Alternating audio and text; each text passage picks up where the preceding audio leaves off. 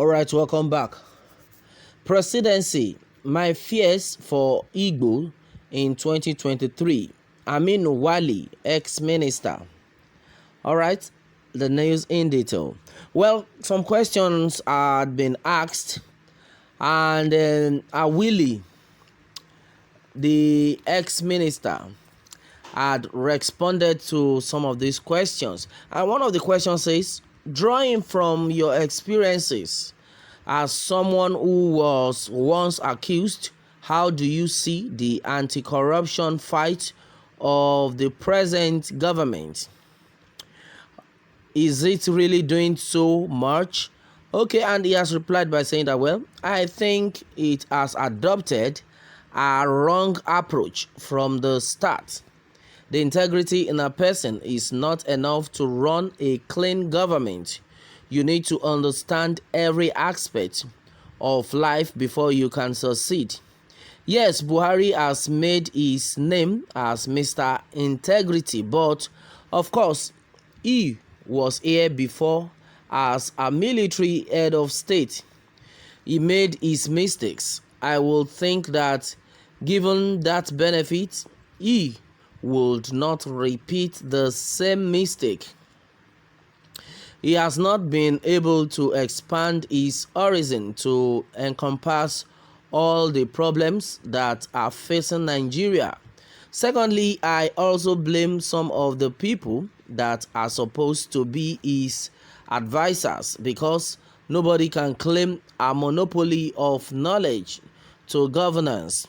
You must have some aides, assistants, and people close to you that can be able to tell you things the way they are and to guide you, because there is nobody who is an expert in everything. As the head of the government, you rely mainly on your advisors, ministers, advisors, and friends, and all sorts of people can be able to contribute. But the fight against corruption should have been holistic. Any politician that is accused of one thing or the other, 99% of these politicians, when they come into office, are very clean people. But when they get elected into office, that is when the problem starts. Unless and until you understand the system and you are prepared to maintain your integrity, there are people who are already in the system that are ready to compromise you. So when I say holistic, it is to know, first of all, look at the public service itself.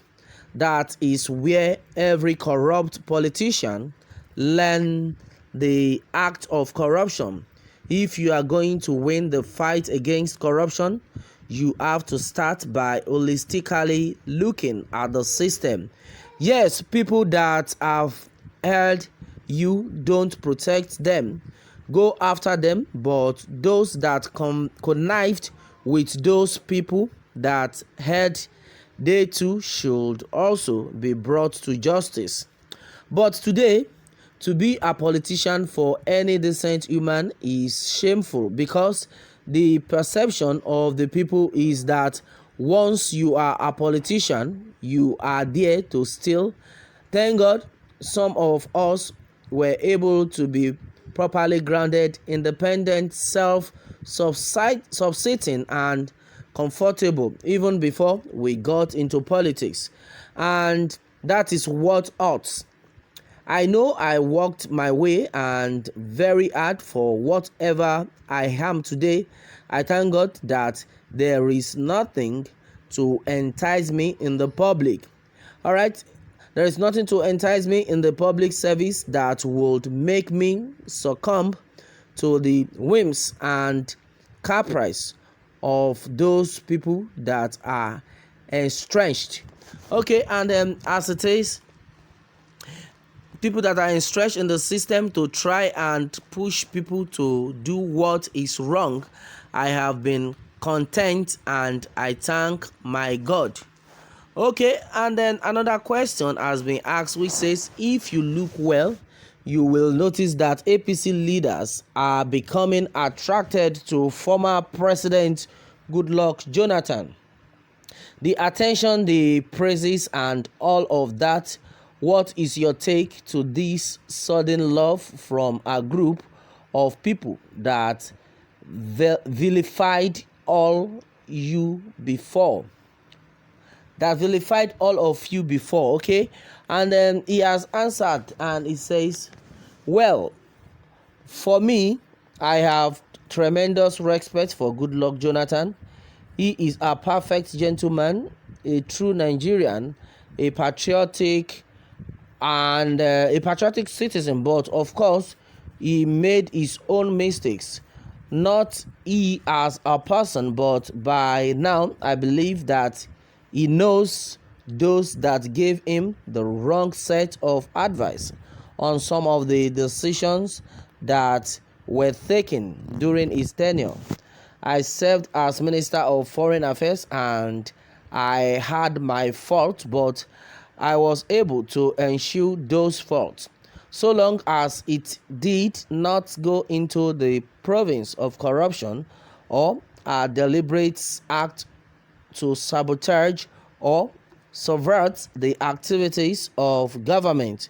We have had all accusations while we were in government. They even said that the Boko Haram was being funded or promoted by Jonathan. But now the people know better.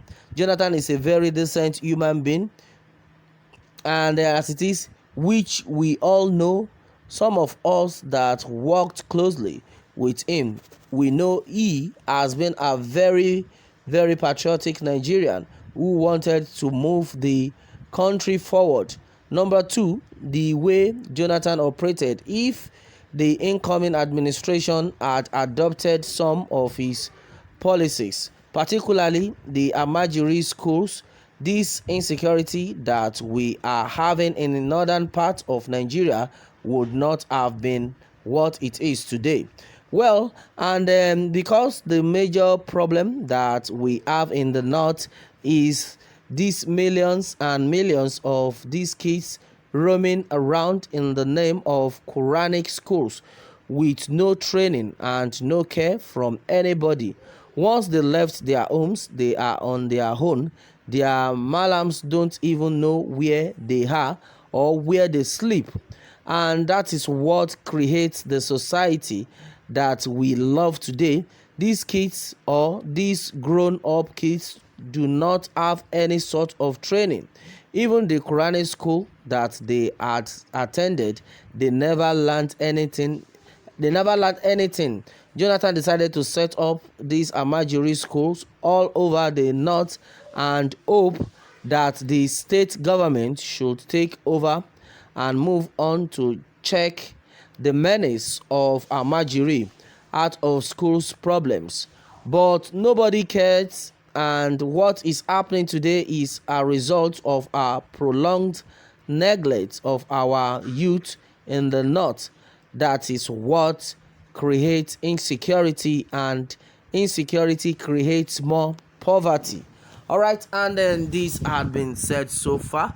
All right, and meanwhile, my people, let me have your take on this one, and remember to subscribe for more updates. Thanks and God bless.